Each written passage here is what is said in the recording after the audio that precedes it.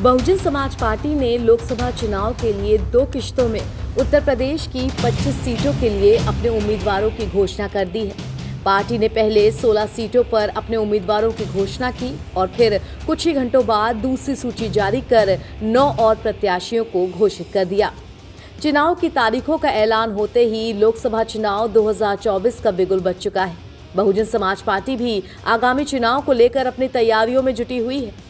Baspa supremo Mayawati ने इस चुनाव में एकला चलो की राह पकड़ी है।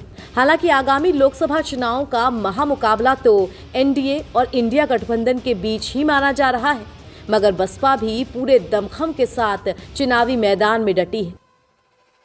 इसी क्रम में बसपा ने पहले यूपी की 16 सीटों पर उम्मीदवारों की घोषणा की और फिर 9 सीटों पर अपने उम्मीदवारों का ऐलान किया।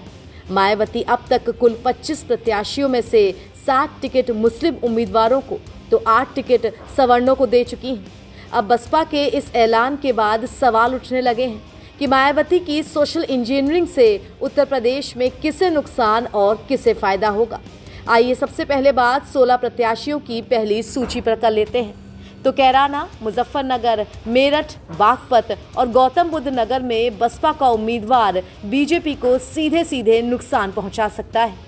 तो वहीं सहारनपुर, मुरादाबाद, रामपुर, संभल, अमरोहा, आंवला और पीलीभीत में सपा गठबंधन को मायावती के उम्मीदवारों का दंश झेलना पड़ सकता है। ये सभी नाम पहले और दूसरे चरण के चुनाव के उम्मीदवारों के हैं। मुस्लिम बाहुल्य सीटों पर यूं तो बसपा ने मुस्लिम चेहरे ही उतारे हैं, लेकिन पश्चिम उत्तर प्रदेश के कई ऐसे प्रत्याशी हैं जो दो धारी तलवार की तरह हैं, यानी हाथी की चाल एनडीए और इंडिया गठबंधन दोनों को ही मात दे सकती है। बसपा ने जिन 7 सीटों पर मुस्लिम प्रत्याशियों की घोषणा की है, उसमें सहारनपुर सीट से माजिद अली, मुरादाबाद से मोहम्मद इरफान सैफी, रामपुर से जीशान खान, संभल से शौकत अली, अमरोहा से मुजाहिद हुसैन, आंवला से आबिद अली और पीलीभीत सीट से अनीस अहमद खान उर्फ फूल बाबू के नाम शामिल हैं। कुल 25 प्रत्याशियों की ये पहली लिस्ट आई है, जिनमें से 8 सवर्ण हैं। इसके अलावा 7 मुस्लिम प्रत्याशियों को पार्टी ने टिकट दिया है। साथ ही 3 ओबीसी और 7 अनुसूचित जनजाति के कैंडिडेट्स भी चुनावी मैदान में उतारे हैं।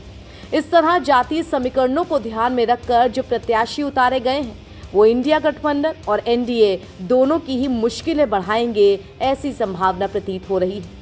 बसपा सुप्रीमो मायावती ने अपनी रणनीति में हर वर्ग को साधने की कोशिश की है। उन्होंने सोशल इंजीनियरिंग का पूरा ध्यान रखा है। इनमें कई ऐसी जगह हैं जहां से बसपा कैंडिडेट मजबूत स्थिति में हैं और वो सपा कांग्रेस गठबंधन उम्मीदवार का खेल खराब कर सकते हैं।